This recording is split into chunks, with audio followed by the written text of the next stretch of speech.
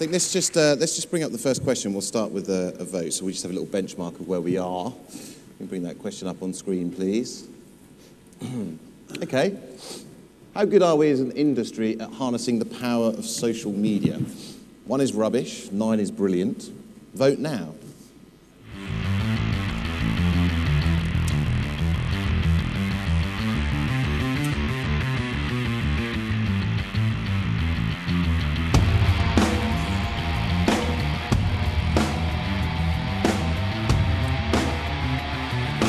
Don't forget to press the OK button, remember.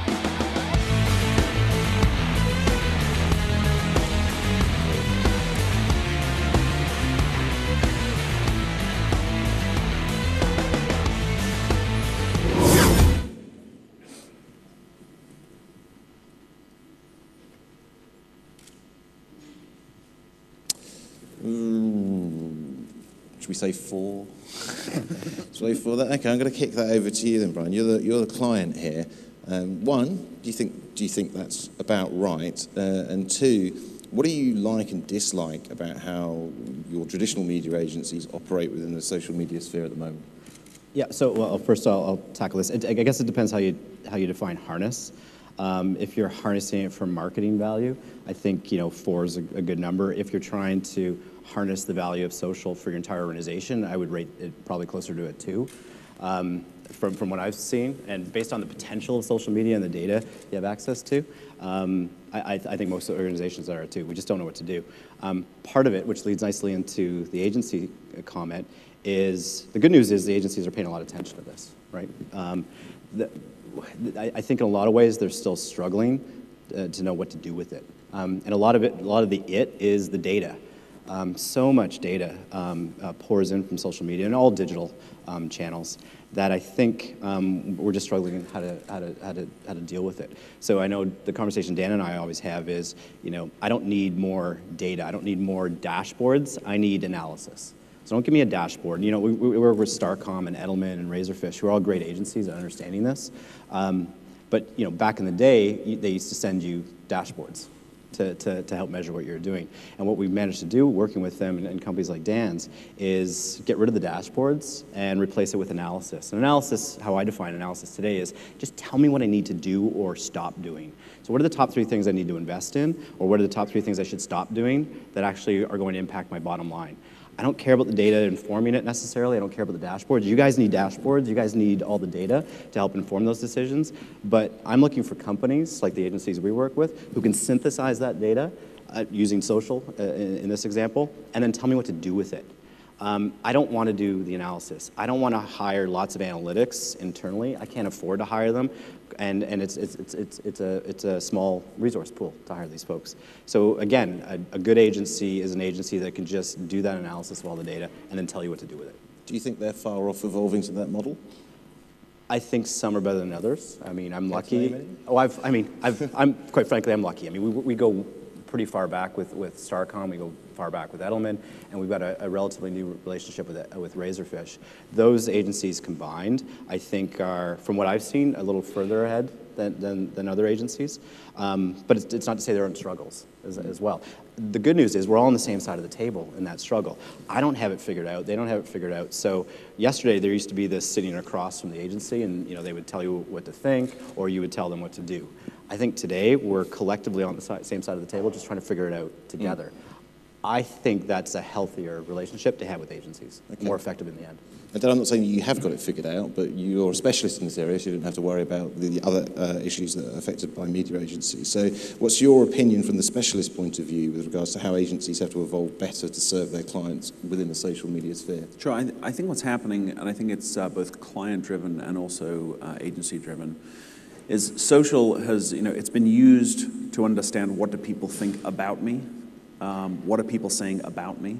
The shift that we're seeing is people are now looking to social as the leading indicator of what's going to happen next. So as you think about that, think about that phrase, it's the leading indicator of what's going to happen next. Okay, that means I can use it for anything, right? I can use it for my entire media spend. I can use it for TV, I can use it for digital, I can use it for content, celebrity, take your pick. But all those things put together, that's the value of social. It's a massive audience. So what we're seeing is some get it, some don't. Certainly as we go down the path, it's challenging because it's a mind shift, right? Social is a way I measure how we did, right? No, it's not how you measure how you did. It's how you pre-inform the activities you're about to do. Marketing and media has been based on gut-based decisions, right? Data came in and we used data to optimize, but the initial decision has been gut-based. And so we're shifting now to a data-driven approach where you put the two together. Now you've got, hey, I've got test and inform earlier in the process.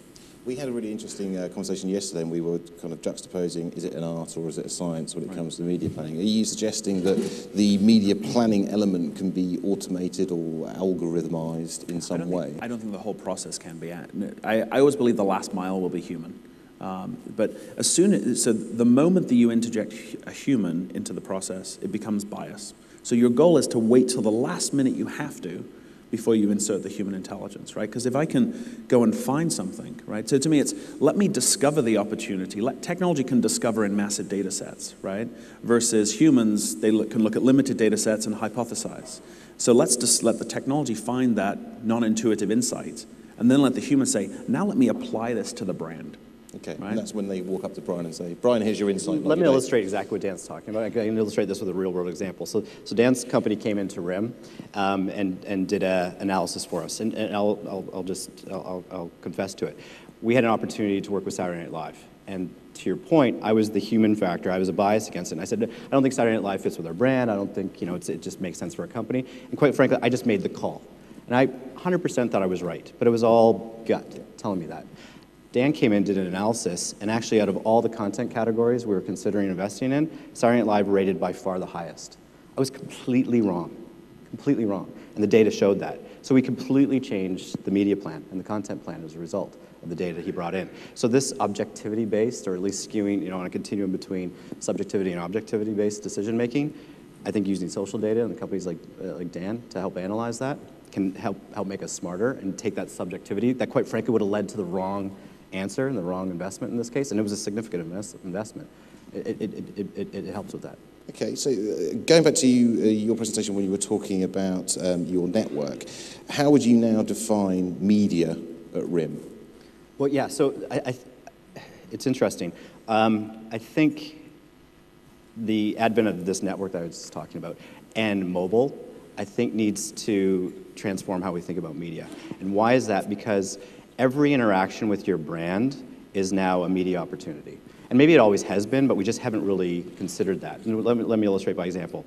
If you have a truck driving down the road, say I'll pick on Coke, driving down the road, and somebody comments on that truck on Twitter, that's media.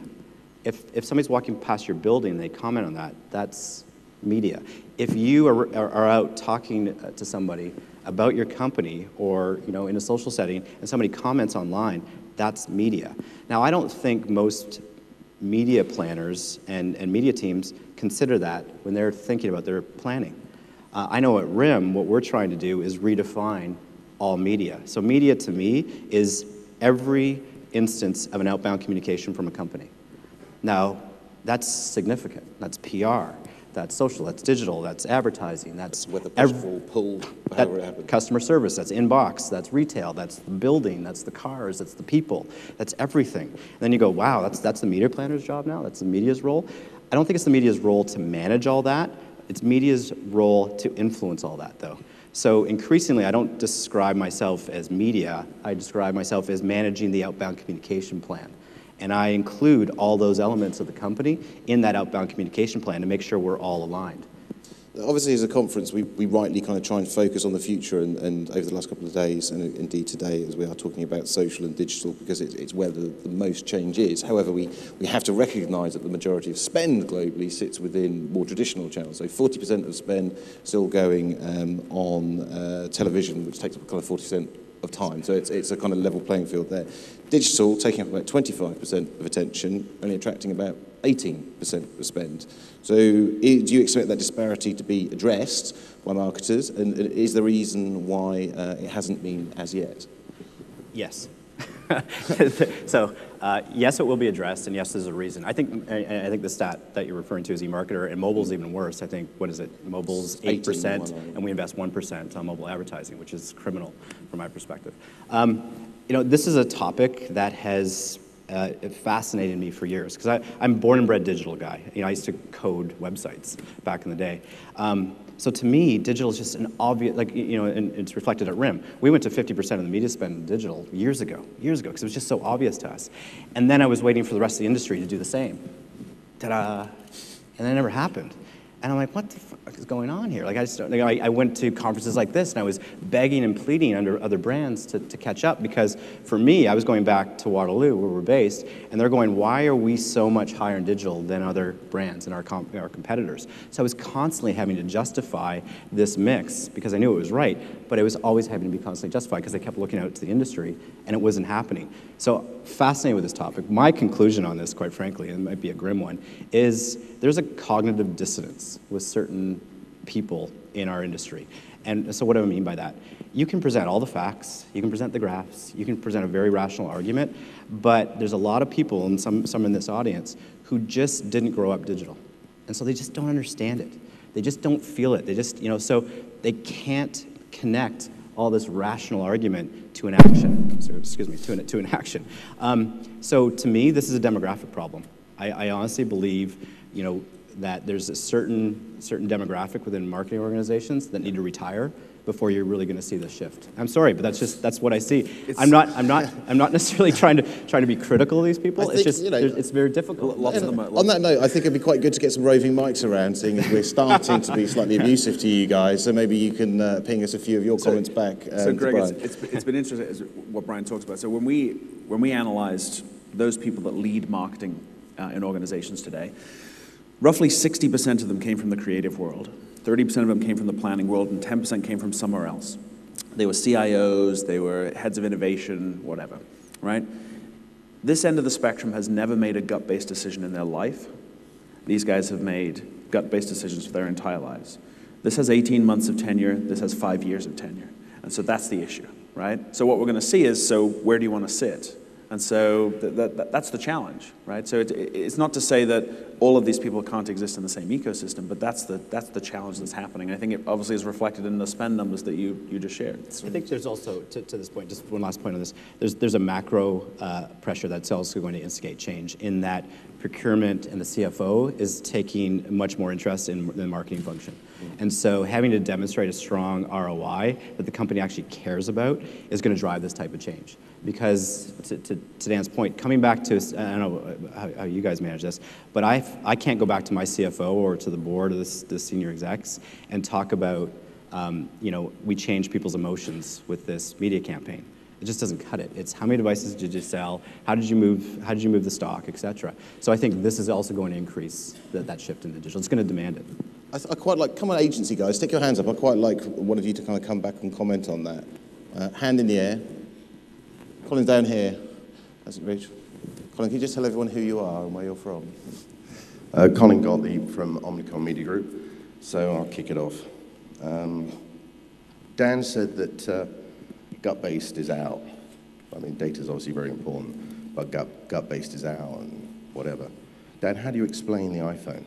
So I didn't say it was out, right? I said it was a combination of having the two together. You said standing up, and I wrote it down, that gut-based is out. Right. So as a trend, gut-based is out. The trend is not leading towards gut-based. How do you explain the iPhone, which completely disrupted? I mean, look at Nokia. Mm-hmm. I mean, they admitted it. They had to admit it. Sure. Completely disrupted the market because Steve went on gut feel. Sure. And everything that powers Apple largely is based on, arguably, his gut feel. So data is extremely important, but doesn't sort of true innovation come from somebody who actually, whether it's a small group, agency, I don't care who it is, but isn't the difference between the good and the absolute brilliant are those people that actually use their gut feel to create things that people have never thought of. So I just want to put that back to you. Sure. So as I think about it, right, so you're always going to have outliers, right? So maybe Apple is an outlier in this instance. But what you're going to find is there are thousands of stories of very bad decisions based on gut, right? So as we look at those gut-based decisions, and I guarantee you at Nokia, there were gut-based decisions that were happening, right? So as we think about that, driving towards only gut-based decisions is no longer the trend that's taking place. The trend that's taking place is gut will still play a role, because again, that non-intuitive insight is going to come out of data, but then that gut piece is going to be combined at the end to make it that very special thing, right? And so as we look at that, how's that going to drive towards the actual answer? As we think about, the trends around this space, certainly the mobile space, yeah, Apple, there's no doubt that Apple has certainly changed the game as far as what's actually happening. But there's always going to be there are always going to be outliers, right? But they're not. An outlier doesn't necessarily indicate a trend. So Apple's not. So I didn't say that. I said there's always going to be outliers. But everyone talks about Apple. Who's the next one? That's my point. If I could mediate, I guess, from a third-party perspective, what it seems to say is data will make everything more efficient, but there is obviously still room for the spark of human innovation. And there are some great examples, as Colin rightly said, such as the iPhone and Steve making a call on that are going to work. But I guess what Dan's saying is for every iPhone success, there are probably a certain number of failed gut decisions. And what we're trying to do is push all of this into an efficiency box so we make more of the good decisions and less of the bad, but not excluding if I can. So I understand both points. I don't, where I struggle with conversations like this is when it's an either or. You got to think continuum. And it's, can the creative decisions you're talking about and the gut-based decisions just be better informed by the data that we have access to? And the answer is yes. Yes, and I would argue Steve Jobs does that. I think often, I don't want to talk too much about Apple because they're a competitor, but with Apple, I'd argue that people often confuse Steve Jobs being, creative from the gut from kind of dictatorial control of his company, which has benefited hugely Apple. So again, think continuum here. Don't think either or. I've seen too many articles online going, oh, the rise of database decisions and just rational and dashboards are going to replace strategy and creative. No, we don't want that at all. Absolutely not. But data better informing and probably helping to inform creative decisions, I think makes a lot of sense. I think that's what we're really saying. Does that make sense? Okay. I guess Apple's kind of a microcosm in itself. They're making some great decisions recently, but their history is they've made some appalling decisions, so they've got up and down. Any more questions, please? Hand in the air. Are your hands tired from all that last night? Is that what it is? Okay, we've got a couple of vote questions. We can go to them. I think we'll probably have to wrap then, guys, and move on. So can we have the next question up?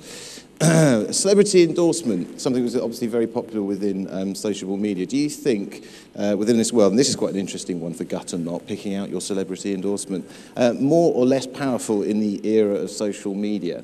And I guess you can also put into this force for good, force for bad, because there's an amplifier effect. More or less, one or two. Vote now.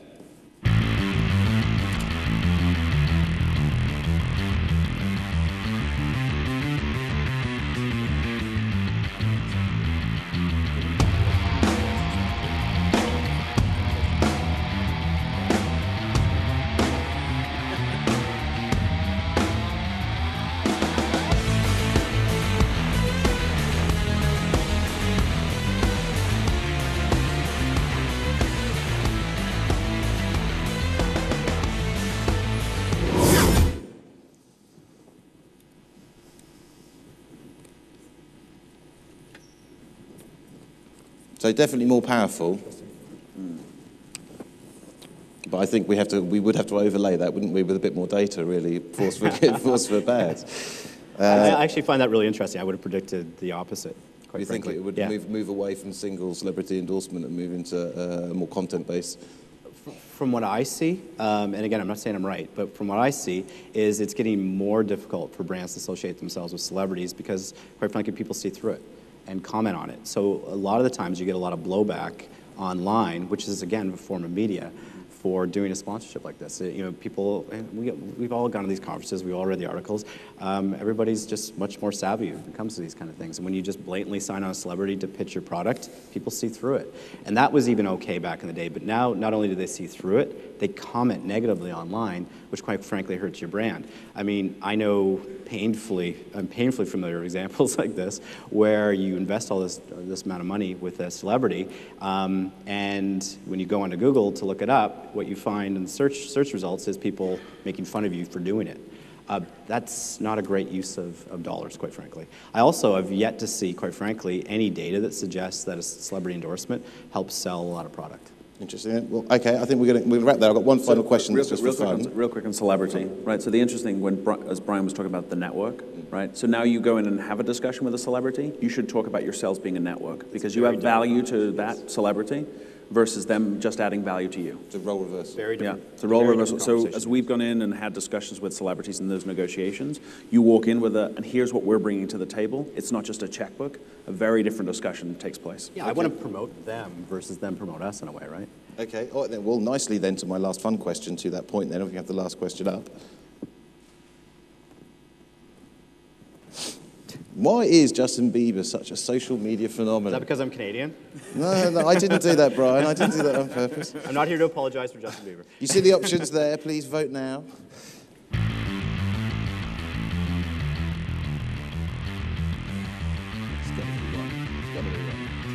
You saw the Korean boy back yesterday.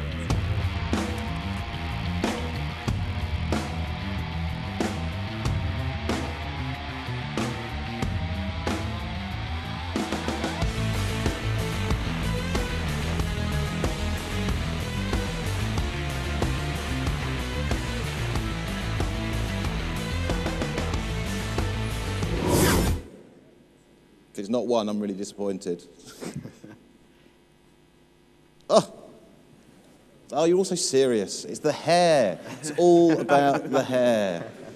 At least we're all believers anyway. Okay, a lovely point to finish on then. Just like to thank my panelists, Brian Wallace, VP Digital Marketing and Media at Research in Motion, and Daniel Neely from founder and CEO of Network Insights. Thanks, guys. Cheers. That's right.